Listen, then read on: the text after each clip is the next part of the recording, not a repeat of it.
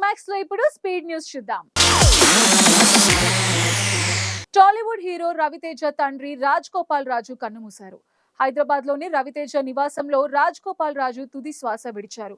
దీంతో రవితేజ ఇంట్లో విషాద ఛాయలు అలుముకున్నాయి. ఈ విషయం తెలిసిన టాలీవుడ్ ప్రముఖులు దిగ్భ్రాంతి వ్యక్తం చేస్తున్నారు. రవితేజ సన్నిహితులు, ఇతర నటులు ఉదయాన్నే ఆయన ఇంటికి చేరుకుని రాజ్ గోపాల్ రాజు భౌతిక కాయాన్ని సందర్శించి నివాళులు అర్పిస్తున్నారు. కుటుంబ సభ్యులకు ప్రగాఢ సానుభూతి తెలుపుతున్నారు. రాజ్ గోపాల్ రాజుకి ముగ్గురు కుమారులు కాగా వారిలో రవితేజ పెద్ద కుమారుడు. రెండో కుమారుడు భరత్ 2017లో కారు ప్రమాదంలో మరణించారు. ప్రపంచ సినిమా హిస్టరీలో తెలుగు సినిమా ఖ్యాతిని శిఖరాలకు చేర్చిన బ్లాక్ బస్టర్ ఫిల్మ్ బాహుబలి. ఈ సినిమా 10 ఏళ్లు పూర్తి చేసుకుంది. Baahubali the beginning, Baahubali 2 the conclusion చిత్రాలను కలిపి బాహుబలి ద ఎపిక్ పేరుతో ఒకే భాగంగా ప్రపంచ వ్యాప్తంగా మళ్ళీ రిలీజ్ చేయనున్నట్టు ప్రకటించింది. ఈ ఏడాది అక్టోబర్ 31 ఈ విజువల్ వండర్ మరోసారి వెండి తెరపై కనువిందు చేయనుంది. రీసెంట్ గా రానా మూవీ రన్ టైం పై స్పందించారు.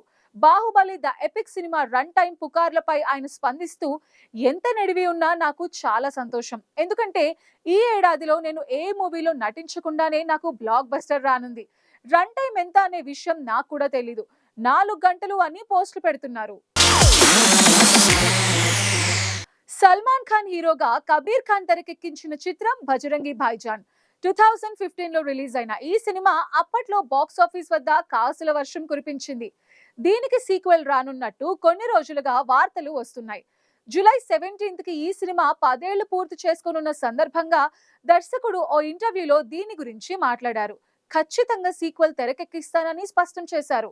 నేటి తరానికి అనుగుణంగా ఉండేలా రూపొందిస్తామని చెప్పారు. ప్రేక్షకుల మనసులను దోచుకున్న పాపులర్ వెబ్ సిరీస్లలో ప్రధాన పాత్రలు పోషించిన బాలీవుడ్ నటుడు ఆసిఫ్ ఖాన్ ప్రస్తుతం తీవ్ర అనారోగ్యంతో ముంబైలోని ఓ ప్రైవేట్ హాస్పిటల్లో చేరారు. హార్ట్ అటాక్ కారణంగా హాస్పిటల్లో చికిత్స పొందుతున్నారు. ఆసిఫ్ ఖాన్ తన ఆరోగ్య పరిస్థితిపై సోషల్ మీడియా వేదికగా స్పందించారు. హాస్పిటల్ రూమ్ నుంచి ఒక ఫోటోని షేర్ చేశారు. అనారోగ్యంతో హాస్పిటల్లో చేరాను, 36 గంటలుగా ఇక్కడే ఉన్నాను. హాస్పిటల్ పైకప్పు చూసుకుంటూ జీవితం ఎంత చిన్నదో గ్రహించాను. దేనిని తేలికగా తీసుకోకండి, ఒక్క క్షణంలో అన్ని మారిపోతాయి. మీకు మీరు కృతజ్ఞతతో ఉండండి. జీవితంలో ఎవరు ముఖ్యమో వారితో ఆనందంగా ఉండండి. జీవితం ఒక వరం. ప్రస్తుతం కోలుకుంటున్నాను, త్వరలోనే ఆరోగ్యంతో తిరిగి వస్తాను అంటూ తెలిపారు.